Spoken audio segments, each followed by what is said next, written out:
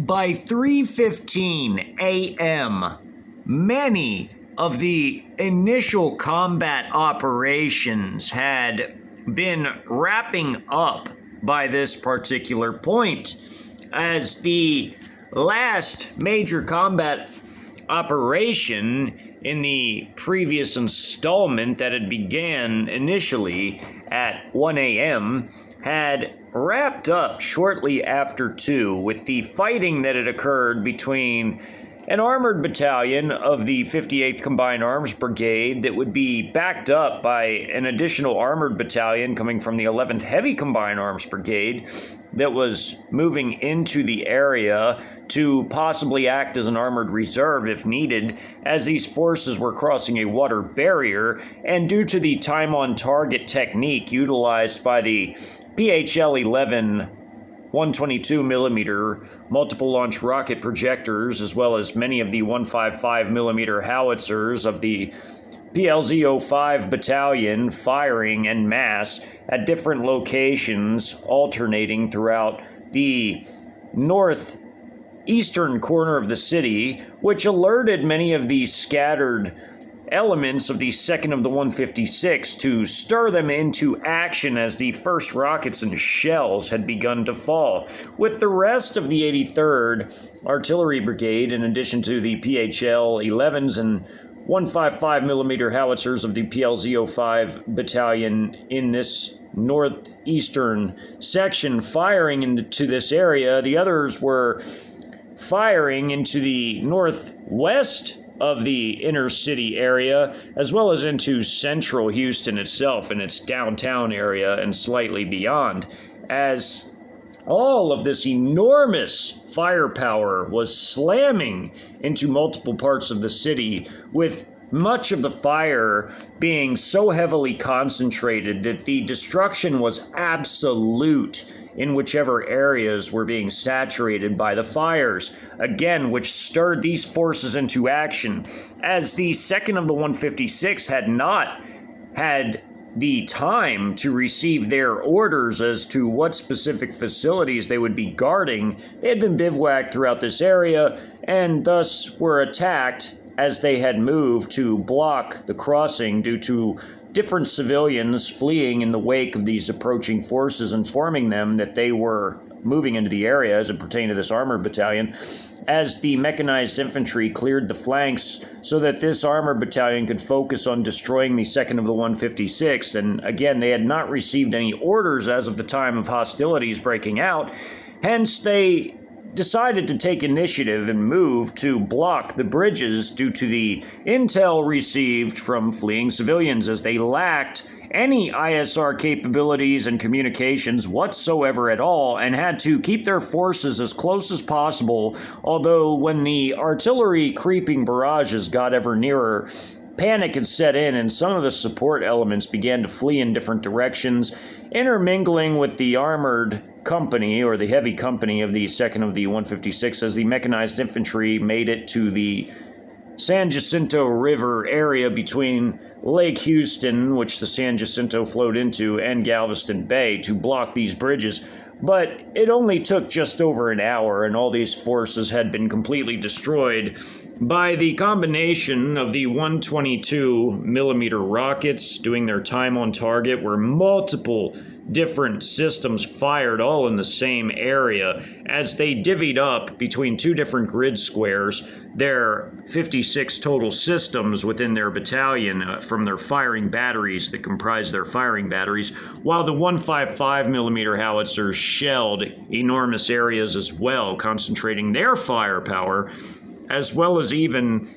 the arrival of one of the 8 Tu-22Ms of the Heavy Strategic Bomber Squadron from the VVS, or Russian Air Force, with sea-launched cruise missiles, both YJ-18B submarine-launched cruise missiles, as well as also the CJ-10 land attack cruise missiles from the stealth cruisers, which were the Renhai-class vessels, sitting off the coast near the Houston area as they crept ever nearer towards the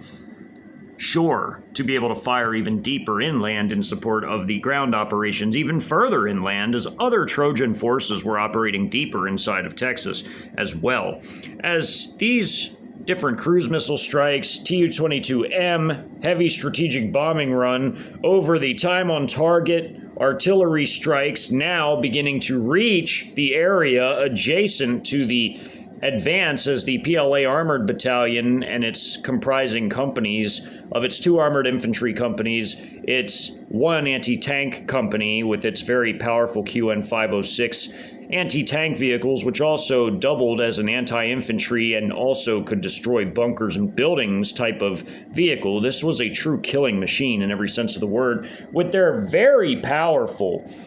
Type 96B main battle tanks from this 58th Combined Arms Brigade's Armored Bttn, and all fired their 125mm tank guns, and even ATGMs fired from the tanks as well, with the myriad of different weapons fired by the anti-tank vehicles, the QN506s, the VN-20s firing their HJ-12E anti-tank missiles, their 100mm main gun, 30mm autocannon, and 7.62x54 coax, with heavy machine gun fire from the APCs, the Type 89As, with the J-20s firing KD-88s and their accompanying FH-97As firing their 30mm gun pod, which was a stealth fighter drone which shadowed the J-20 stealth fighters, as the stealth fighters didn't have gun pods, but they fired their air-to-ground missiles, but these did, the FH-97As, and they too fired KD-88s with the J-20s. As these were equipped with limited air-to-ground munitions, these too would serve in the fighting that by 3:15 a.m. was erupting by the International Airport, as PLA forces from the 11th Heavy Combined Arms Brigade were arriving in the vicinity of the International Airport, which was to become the key mega-FOB for colonization operations post-inevitable CCP regime victory in this conflict. As the Americans in the previous installment had raced to block the crossing, they managed to hang on for just over an hour, barely, as they clung to rubble piles of areas that had already been hit by artillery, as the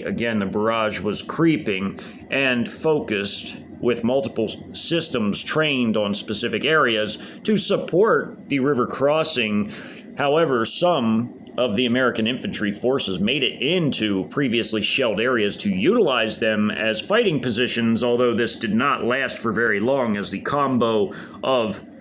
loitering munitions, all of the ground-based fire, and air-based firepower, with even a Wing Loon 2 firing CM502KG dual-purpose anti-ship, anti-armor missiles that armed reactionary civilians beyond the specific map that were not being hit by the rocket fire, the howitzer fire, or even out of range of the widely spread airdrop munitions, which could carpet munition a roughly half-mile by multiple miles long area, as these each carried 53,000 pounds of heavy munitions, HE,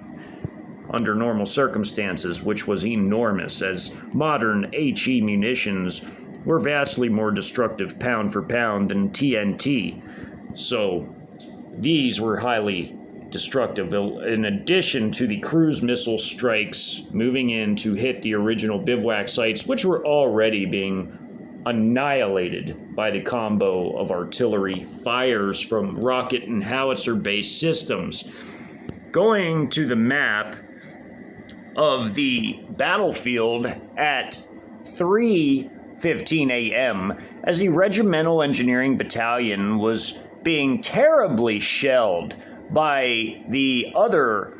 howitzer battalions within the 83rd Artillery Brigade, firing their PLZ-05 155mm howitzers, with the A300 rockets firing in their minimum range at the downtown area. The howitzer fires had already destroyed a number of their vehicles and troops. However,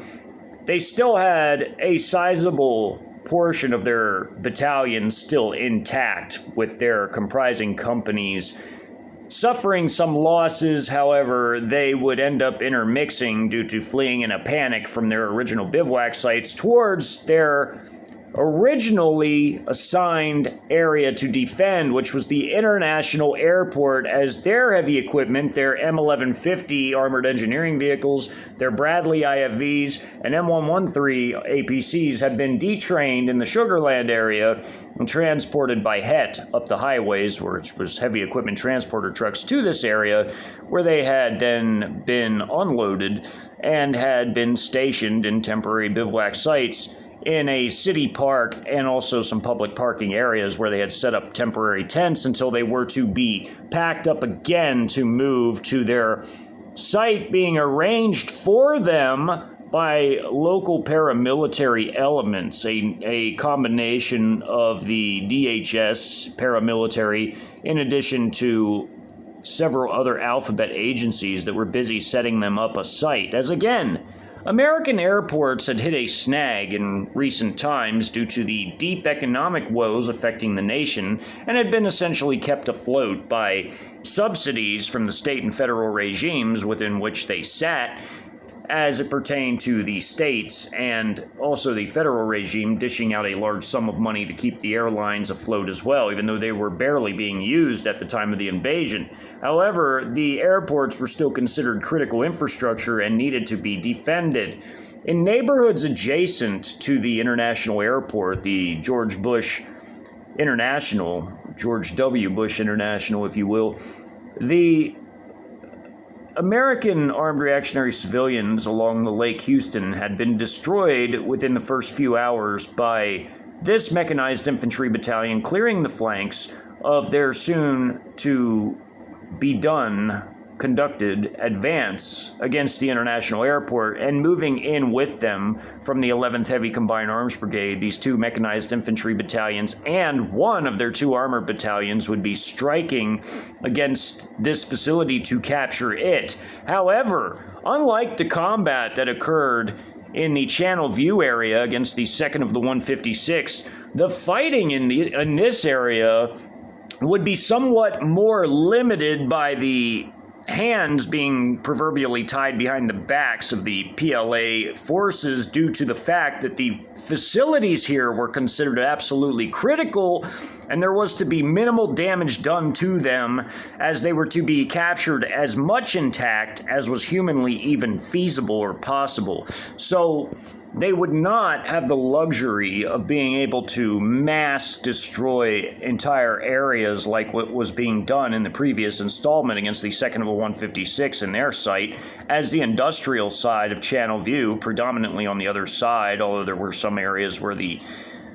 PLA's battalions had mustered and assembled, including down near Galena Park in the steel mill area, where this mechanized infantry battalion of the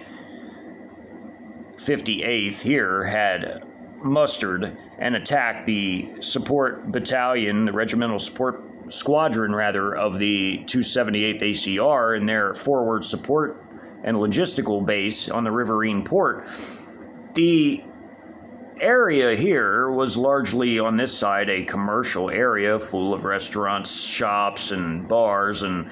office buildings and hotels and the like. It was more of a touristy type area, and it had been thoroughly saturated by 155 howitzer shells coming from the Artillery Battalion of the 11th Heavy Combined Arms Brigade's PLZ-05 howitzers, self-propelled howitzers, including the other PLZ-05s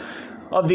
one of the PLZ-05 battalions within the 83rd Artillery Brigade, along with its PHL-81s, firing massed rocket strikes into this area, as indicated by the dashed lines, which were symbolic of where the fires landed. It's difficult to present them on the map as always in straight lines, as it would obscure things on the map, hence it's done in this manner as such. And those massive munitions are what ultimately had destroyed this large area in the previous installment, and many unfortunate civilians fleeing by boat from the side of the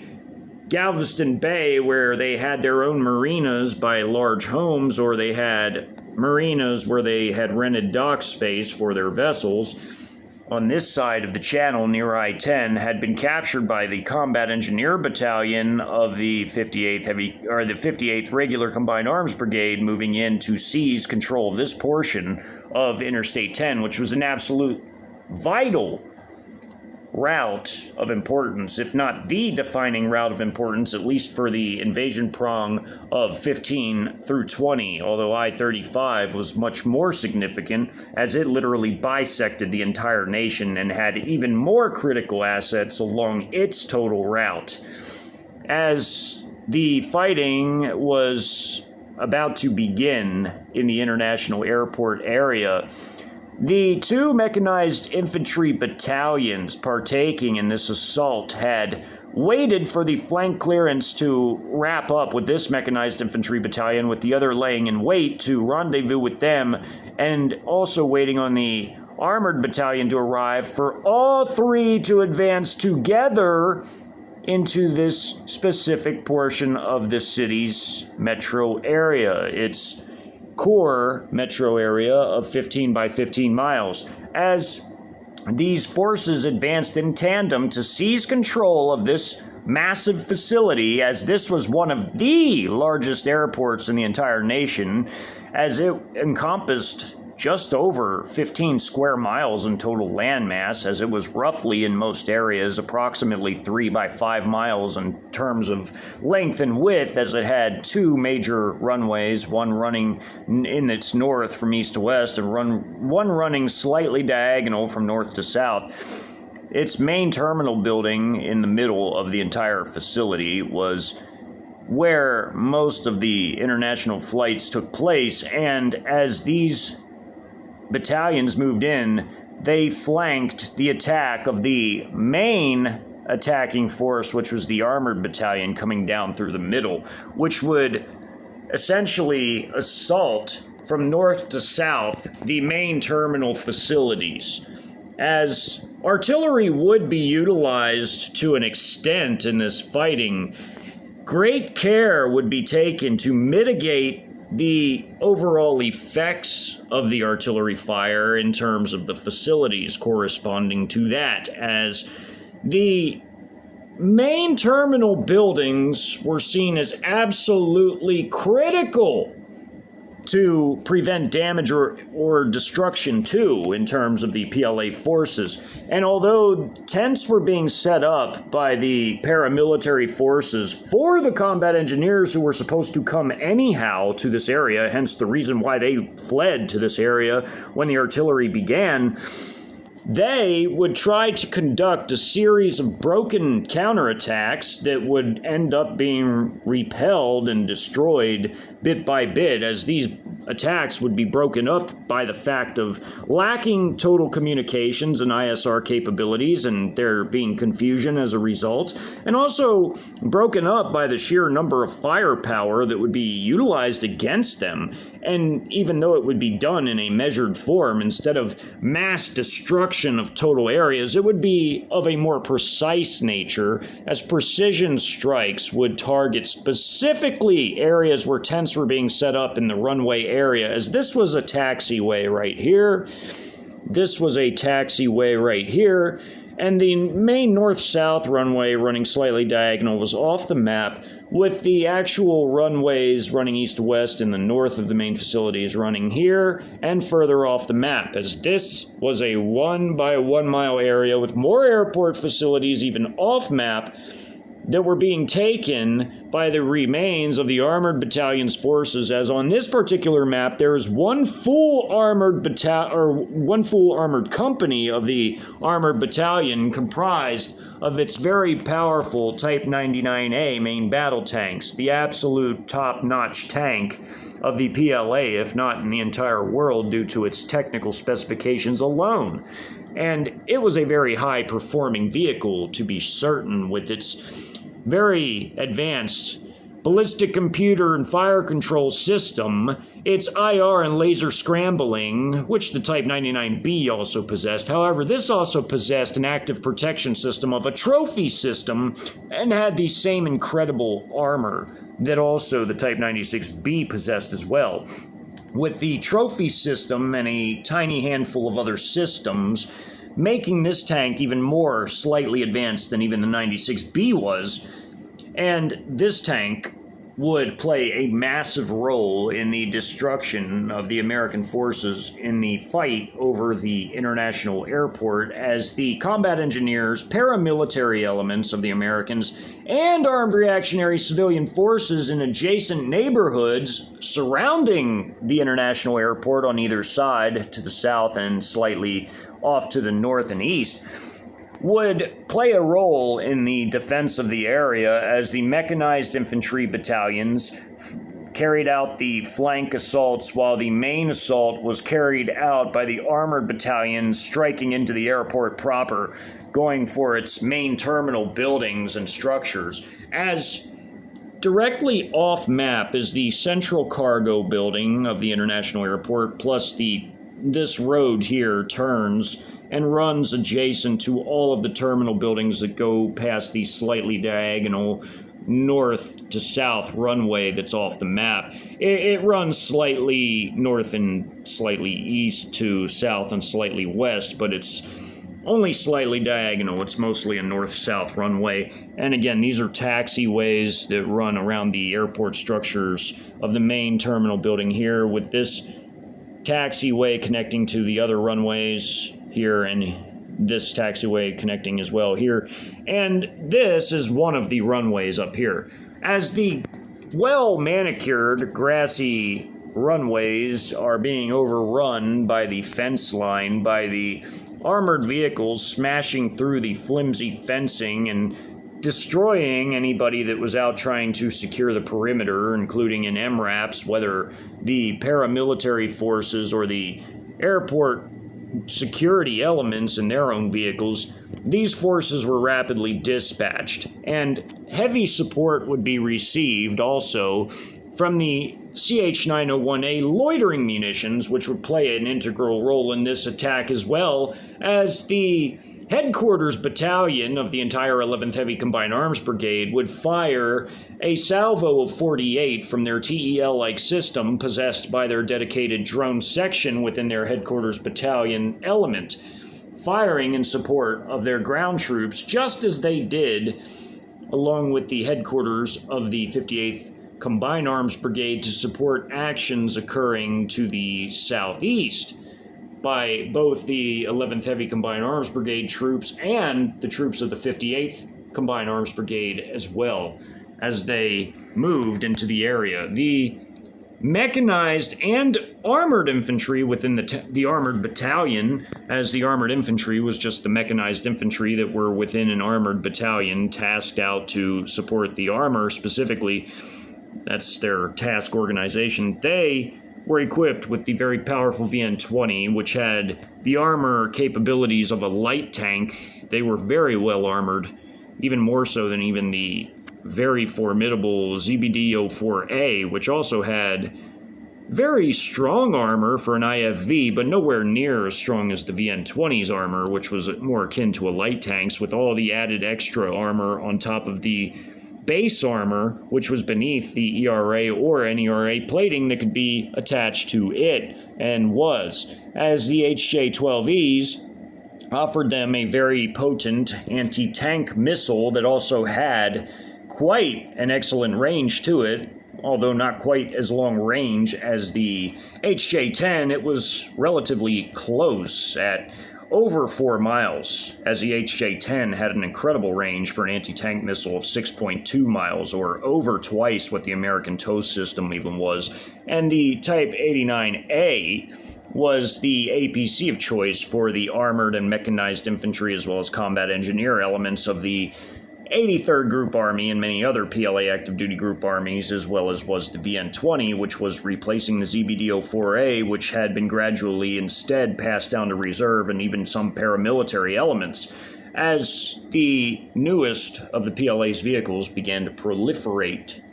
rapidly through their ranks, as their industrial capacity had an enormous surge capacity for producing ammunition, vehicles, aircraft, and ships.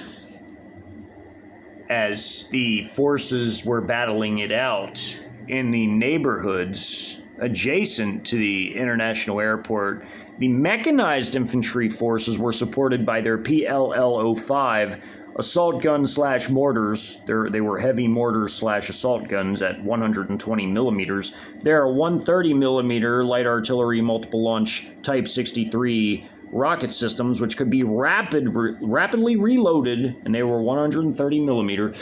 They were easy to reload, they were lightweight and easy to tow, and they remained a popular light artillery support asset for the infantry, and were expected to remain so for some time to come, as they were a highly effective weapon. And they had been around for some time, but were extremely effective and thus were kept in service as support, light artillery-wise, for the for the mechanized infantry, rather. As the QN506s, these highly destructive anti-tank vehicles doubled as an anti-infantry and anti-bunker, anti-building vehicle, as they carried a wide array of potent weapons, including in their 625mm grenade launchers, their 70mm rockets, which were laser guided, their 4 of their very powerful dual-purpose air defense and anti-tank missiles, which were their QN502C missiles, as well as their loitering munitions, their S507s, and a 30mm autocannon and 7.62mm coax, which was a scourge against infantry and also even light vehicles, including light armored vehicles, when it came to the 30mm autocannon.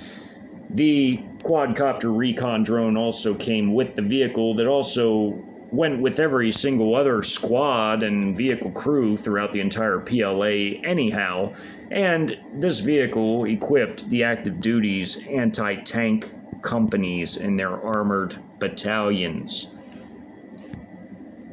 As these forces were not participating directly in the seizure of the main terminal building, they were supporting from behind the frontal assault as it was transpiring, and were being held in a reserve capacity to be thrown into combat if needed, if they were even needed at that point to go in head on. However, they could offer their support from sitting behind their friendly forces from the line of contact and firing their very well-ranged weaponry,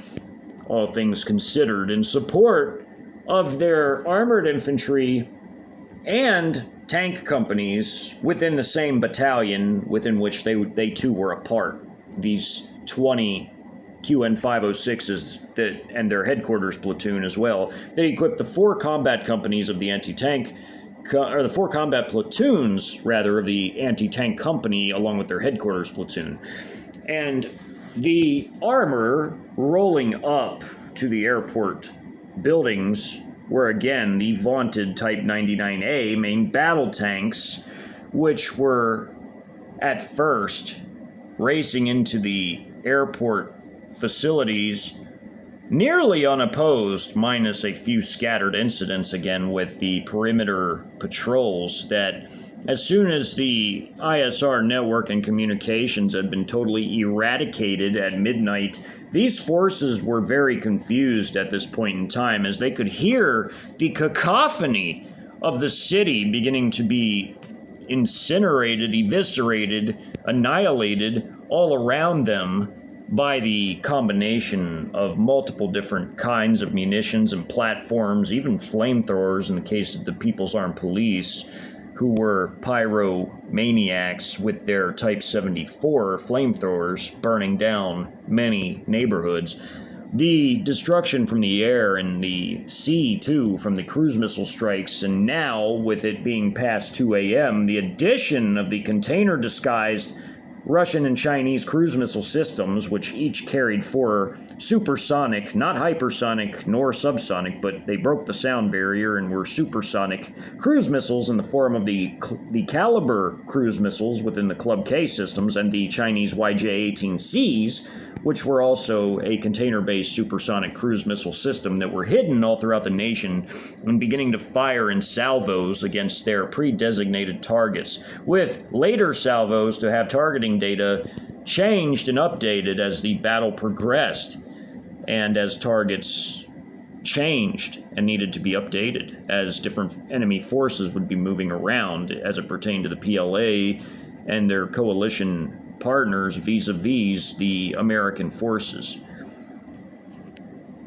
As these forces raced and onto the airport grounds, only then did they begin to acquire some resistance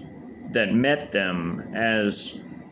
forces that were deeper inside of the airport facilities began to open fire at first with small arms from the paramilitary forces and some light machine guns, as they were given these through government programs that also afforded them armor personnel carriers like old M1150s that were passed down from the military, as well as MRAPs and other old military equipment, making the American paramilitary forces more akin to almost a military force, which made them paramilitary as a parallel military element, as they were equipped as military elements in many ways. Similar to the People's Armed Police and the National Militia, the Marine Militia, the National Production and Construction Corps, which was like a blend of the American Army Corps of Engineers, along with being armed and equipped like combat engineering forces. They were civil and combat engineer paramilitary of the People's Republic of China and their CCP regime. As these forces stormed into armored crews, as well as the armored infantry squads themselves, were patrolling the area, forming a constellation of steady battlefield updates and changes to all of the combat data links that were passed down as the AI system filtered all of the ISR-acquired intelligence from the surveillance of the battlefield, and steadily kept them updated through their combat data links in each and every vehicle, and even on the PDA-sized combat data links carried by the non-commissioned officers over each and every individual squad at the squad level, in addition to the vehicle crews and besides just the dismounts. As the artillery had been vectored in precision strikes against the tent facilities being set up between the taxiway and the first runway that ran east to west in the north of the main facilities, the main buildings were multi-floor in this area for the terminals. There was an upper-level road that ran around them and a lower-level road that ran below them on the bottom levels of these buildings, as these were where the aircraft pulled up to with the normal features of the rampways that led out to the aircraft, as well as these and these. This building here was part of this building, and this road here on elevated stilting ran around this facility. Some of these were one-way, and some of these were two-way in short sections that led to multi-level pay-for-parking garages that were adjacent to these terminals and adjacent to this terminal building right here, within which the stilted road ran above and in between, as again this structure and this structure were part of this terminal right here, where the aircraft where there were rampways leading from these areas to normally international flights, same as over here as well. There were domestic flights typically handled in the area to the south and off map, which was still at this time by 315 being held by the Americans, as the combat engineers of the Americans were arriving on scene, again having fled their bivouac site after having lost some of their troops and vehicles early on to the initial outbreak of artillery fire, spurring them to hurriedly flee for the only place they knew to go as per their standing orders, which was the international airport itself. And they would attempt, as the PLA smashed into the facility, to meet them head-on and launch their ill-fated counterattacks against the PLA forces as they attacked themselves. As the J-20s would even partake in limited air-to-ground strikes along with their accompanying FH-97 stealth combat drones with their 30mm gun pods and their KD-88 missiles, with the J-20s just firing KD-88 standoff air-to-ground missiles, which had quite a range to them. They were firing at targets that were well off the map, as again, these air-to-ground missiles were considered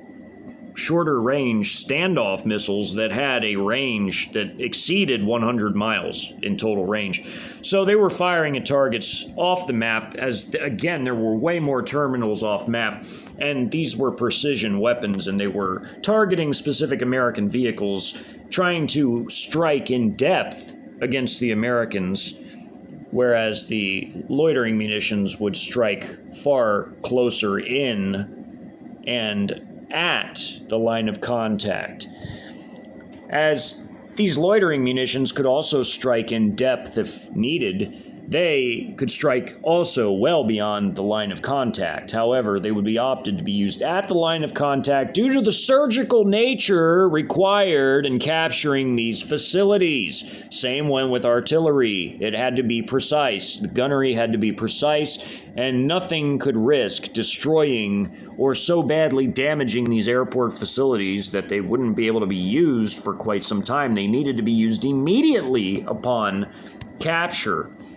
Hence the artillery fire here, waiting for these forces to flee the area first before pounding them by the time they reached this road, and were fleeing into the parking area with the overflow parking that was off the map and to the slight south and east. These were hotels and other affiliated structures of the main airport terminal. Again, Central Cargo was this building that was literally right here where the map ends, and this road that went by it turns by the main terminals that connect to the runway off map that ran north-south. And what occurred was there was a tank company's combat elements right here, one platoon and another platoon, with the other two platoons off map in a straight line of the Type 99As lining up from that company of its 4 combat platoons, again one here, and 2 more off map, lining up to begin to fire precisely at American vehicles as they were trying to flee this area. This was at the opening of this map. This is minutes into the fight for the airport. These combat engineer forces were trying to counterattack near where their tents had actually been set up at just beyond the taxiway. And these armored forces, this was part of another tank company from the Armored Bttn, and this was the one of the 2 armored infantry companies. This is a platoon, and there's 2 platoons moving into this area right here because they were about to dismount their troops to begin seizing and clearing the terminal buildings. All total of 10 squads or 2 platoons from their VN-20 leading the Type 89As of one platoon, and the next platoon also led by its VN-20 with staggered weapons for 360-degree fire, mostly facing towards the front and to the left and right as this VN-20 faced ahead. Staggering their weapons to cover all areas of approach as the armor was sitting in a line to support them on the flank of their advance to begin the seizure of the main airport facilities. As that occurred, this tank company here had halted their advance with their lead elements having fanned out, their lead platoon, with their 3 other combat platoons moving in from behind them, along with this armored infantry platoon having had fanned out to cover their 2 approaching 2 platoons, with their headquarters platoon elements of this armored infantry, this tank company, and this tank company off map. This is a full tank company with its headquarters elements guarded by one of their combat platoons, with their 3 other combat platoons in 2 different wedge formations, with this one moving in this general direction here towards the main buildings, about to collapse on each side of the building, as in like this end falls in there and this end falls in there, and that's where this arrow goes here, with this one behind moving in to watch their flanks towards the southwest, firing frantically in this direction, hitting every single solitary American vehicle and grouping of troops in sight, annihilating them, as well as all the main guns, the 125 millimeter main guns from these two platoons here. These are two full platoons, 5 tanks apiece, Type 99As, as they fell in and collapsed on the building like so, and fell in. All their tank guns, not howitzer, their tank guns, their main guns, faced outwards to assist their other combat platoon moving this way to cover their falling in to secure the buildings by firing all in this direction, crushing any attempted counterattacks being undertaken by these American forces. As on this side of the facilities, these forces are trying to retreat. These are paramilitary forces here. These are part of the alphabet paramilitary elements. And as are these on the bottom level, this bottom level between these elevated stilted roads here, this is those on the parking garage, are being attacked by heat-equipped loitering munitions strikes, including this MRAP, this MRAP,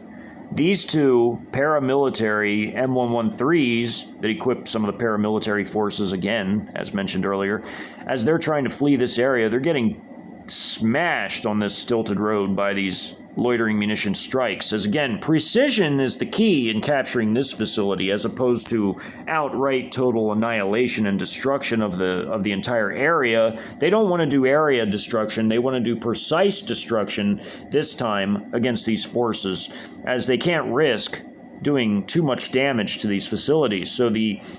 loitering munitions and their precision make them ideal weapons for this particular cause. As they annihilate these paramilitary vehicles, as this one tries to flee, it's intercepted by a circling loitering munition that hones in on it and destroys it. As American forces are fleeing this terminal building, as the tanks begin to collapse around it, they're being cut down by the lead tank firing its coax, its 12.7 millimeter heavy machine gun, and even a 125 shell into this area, as they're firing also at these combat engineer vehicles led by their heavily armored M1150 Armored Engineering Vehicle, trying to press, again, a counterattack into this area, with these two combat engineer squads bounding and covering tactically and firing AT-4s to try to suppress the attack of the tanks, which does nothing to these tanks.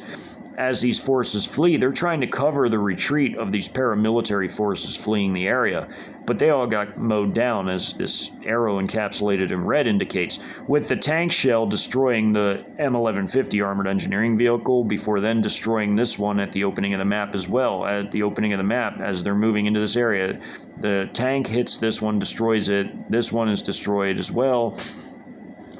after they had collapsed in and around this side of the terminals. As the loitering munitions coming in hit and destroy this, Bradley right here, and also as this M1150 is coming in, it too is struck and destroyed by a loitering munition, and also the KD-88s and 30 millimeter fire coming from the gun pod on the FH-97A stealth fighter drone is being fired into this area, with the 30 millimeter fire coming down here, with the KD-88s again flying off map to hit targets deeper behind the line of contact and the other terminal buildings that have not yet been captured by PLA forces as they advanced into the facility. And the mechanized infantry battalions, one on each side of the entire attack, are in neighborhoods that are outside of the airport grounds, while the armored battalion is they who are pressing the main assault into the airport itself. As the tanks spearheading the assault are supported by QN-506 anti-tank vehicles of their anti-tank company, enormous amounts of loitering munitions. There are armored infantry troops that are now, by this point, storming the airport grounds and facilities, including the main terminals, as they break into their combat formations in and around the airport and begin to clear it tactically, as these different squads move and maneuver throughout the facility with their staggering of their weapons, their personal weapons, with their QB or their QBZ-95 assault rifles, as well as coming in equipped with their Type 69 rocket-propelled grenades or QBJ-201 light machine guns, some coming with general-purpose machine guns, although most are just equipped with the light machine guns like the QBJ-201s. They have their 35mm grenades beneath some of the men that carried the rifles of their QBZ-95. Some have their tubes for the 35mm grenades. Of course, hand grenades. I mean, it's a savage battle inside of the terminal. Every bit as much as what's going on outside is, although the outside, again, is more precision-oriented this time, unlike what occurred at the battle here, where it was area annihilation, where everything was getting smashed, and even the crossfire was so savage that all these vessels were sunk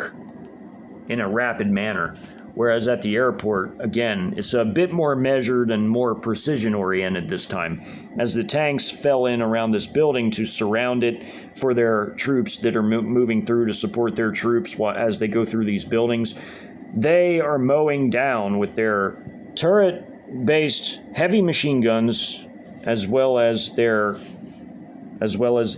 soldier holding a machine gun, taking aim with it, as well as their coax machine guns and their 125mm main guns, which are utilized only against primarily vehicles, but they do fire some frag T shells to destroy groupings of troops, and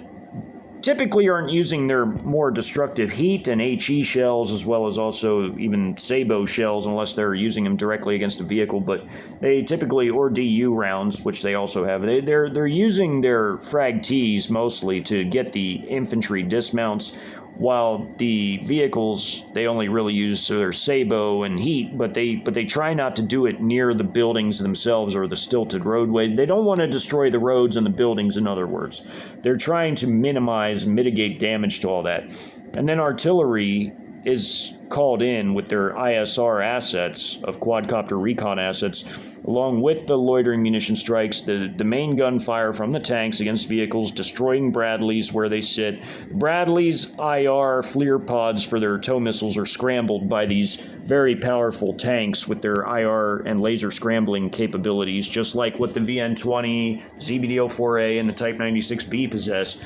Hence, they're not really able to use their tows effectively, their tow missiles. Not against the tanks, but they could have against the armored infantry, against their APCs, which their Type 89As did not possess such technology within them. They were just standard APCs, but they fail against the tanks, who then fire their 125s at these vehicles in conjunction with the artillery strikes, which are precision-oriented with specific coordinates as to not damage the terminals off map, nor the main terminals, as this has become a mega-FOB, the biggest of the mega-FOBs in Houston, as Houston was an enormous metro area that would need a lot of forces in it, so they had to have several mega-FOBs, including the West Houston Airport, as well as the Hobby Airport in southern Houston, and they just shelled the hell out of these troops, including these troops here by the fencing that are in the prone position, trying to fire everything at these tanks that they could fire at it, like their AT-4s. They just all got annihilated by artillery 155 strikes. Loitering munition strikes crashing into vehicles, KD-88 fire going over these forces and hitting other forces deeper behind the line of contact, and 30mm gun pod fire from the FH-97A shredding up these forces in the front as well. And as that happened, this group here, as they lost a paramilitary MRAP, as this fuel truck too was hit by a loitering munition strike. This fuel truck came in with the forces of the combat engineers. They were trying to flee the area shortly after getting in to try to be relatively close to their forces to be able to refuel their vehicles, which fuel was important to these attacks, as they just got into the area. And as these forces moved, as they just got into the area after quite a travel, as these forces moved and maneuvered this platoon right here, they were now being attacked by as three squads of one of the two platoons, which were five squads apiece, came out and exited this building on this road, this stilted road above it. As they came out this way to cover the flanks of these other troops coming out this way, they peeled around the corner and held their position here. And they fired HJ-08 anti-tank missiles, they fired Type 69 rocket-propelled grenades, light machine gun fire, 35mm grenades, every weapon they had brought in with them. They were now firing at forces on lower levels, including these guys down here. They were arcing grenade fire down at them. I mean, they could see everything with their ISR quadcopter assets, which they deployed as soon as they got outside of the building. Same with these troops, as they peeled around the corner to watch the corner, while these guys then bounded and watched this area, and then bounded here and began to lay down fire, including AT missiles, rocket-propelled grenades. See, they could look somewhat down on these forces here. And as the artillery began to smash this area, what had happened here was this MRAP, as it escaped, it converged with these forces that had earlier escaped, that survived going under this stilted roadway, this armored engineering vehicle and this Bradley that survived the massive artillery strikes and tank main gunfire from the 125mm shells that smashed this area and hit their vehicles, along with artillery that also KIA'd their troops, as they went into this area where their tents had been originally set up to try to press a counterattack, but they failed and retreated. And as they retreated into this area through this opening here that went into the hotel area of the airport facilities, they were being fired at, including this group right here. As they saw these loitering munitions destroy their fuel source, they opted to retreat, along with these two vehicles getting here and retreating along with the MRAP. And as they retreated to try to regroup to press another attack, being fired at and trying to return fire at this squad here, which failed mostly, as they were in good positions and on higher air terrain like this elevated road, where they were taking cover behind a concrete abutment and everything, firing down on them. As they were taking intensive fire, artillery shells were vectored and smashed into them with their quadcopter assets, patrolling the area, finding and destroying them. And these buildings, while these hotels did take some damage, the fire department for the facility was off map, and these were the hotels, and there was more buildings off map in the east direction. As they were being destroyed, these forces here that were trying to press an attack, one platoon of combat engineers, they sent one squad to check the area, and as they witnessed all this destruction and the loitering munition strikes, they had retreated and formed their platoon of vehicles, who then began to turn around, and as they turned around, they took a shell and more shells that began to crash as they went deeper into the parking lot of the overflow parking. So the destruction and carnage was total, as all of these counterattacks being pressed, as these troops fell in around the structure to guard the advance of their infantry, clearing these buildings from major attacks coming from the terminal buildings that were off map, that were still held by the Americans, as some were even coming up through the overflow parking that had crossed through this area off map and into this area. The tanks played an integral role in basically walling off this area to allow for their infantry to tactically clear it out first, and then get on the top floors and then come out and begin to lay down fire here, before the other armored infantry company would then move in along with this other platoon of this company to dismount more troops to begin to even more thoroughly consolidate their recent gains, which would be the main buildings, and gradually finish off and capture the rest of the airport facilities from the remainder of the American forces even still there. As again, fighting was going on all around the airport as well at adjacent neighborhoods by the mechanized infantry battalions, who were busy capturing the flanks to allow for the complete and total capture by the armored battalion, as the mechanized infantry went in this way, of this entire airport. And as that was well underway, even more combat was initiating around the same time,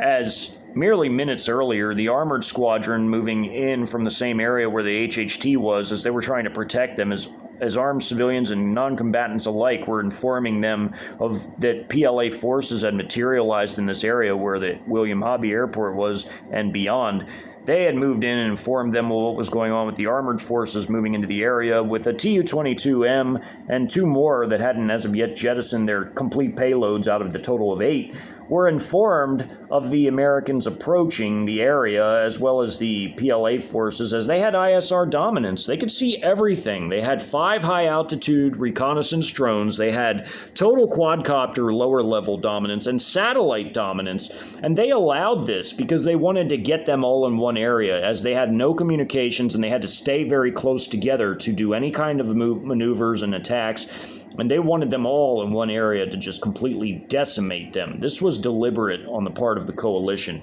and that will be explored in the next videos, as there would even be the surviving elements of this 2-battalion American force that would even have to flee and would end up in another battle as reinforcements moved in to not only consolidate control of the recently captured airport that was taken by other battalions, including armored and support forces from the ADA forces and air defense artillery forces, an armored battalion, but also the mechanized infantry combat engineers and another mechanized infantry battalion would move into this area as well. And a massive armored battle would erupt as the tank battalion from the 60th Combined Arms Brigade moved in and would do battle with the remaining surviving company and armed civilians of this 2-battalion-sized force, as most of the companies between both battalions would be totally decimated by the air and ground fire. In the next video, that will be explored in the hypothetical invasion using 4th-generation warfare doctrines of America, Houston battle.